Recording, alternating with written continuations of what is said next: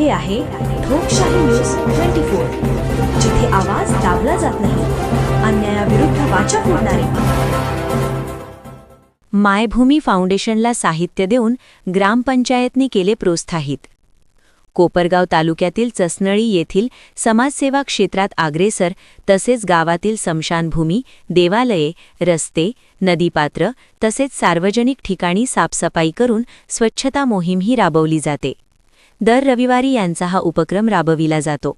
त्यांच्या या कामावर प्रोत्साहित होऊन ग्रामपंचायतमार्फत साफसफाई करण्याकरिता लागणारे साहित्य मायभूमी फाउंडेशनला सरपंच, उपसरपंच, ग्रामस्थ तसेच ग्रामपंचायत अधिकारी गायकवाड भाऊसाहेब, क्लार्क गोसावी, ग्रामपंचायत कर्मचारी वैभव लकारे, ग्रामपंचायत सदस्य भास्कर पवार यांच्या हस्ते मायभूमी फाउंडेशनचे अध्यक्ष संतोष मामा परहे, सदस्य शिवाजी चांदगुडे, बबन गाडे यांना देण्यात आले. बघूया समक्ष ग्रामपंचायत सरपंच व मायभूमी फाउंडेशनचे अध्यक्ष यांची मुलाखत. ठोकशाही न्यूज 24 साठी महाराष्ट्र राज्य ब्युरो चीफ इब्राहिम उर्फ मुन्नाभाई शेख.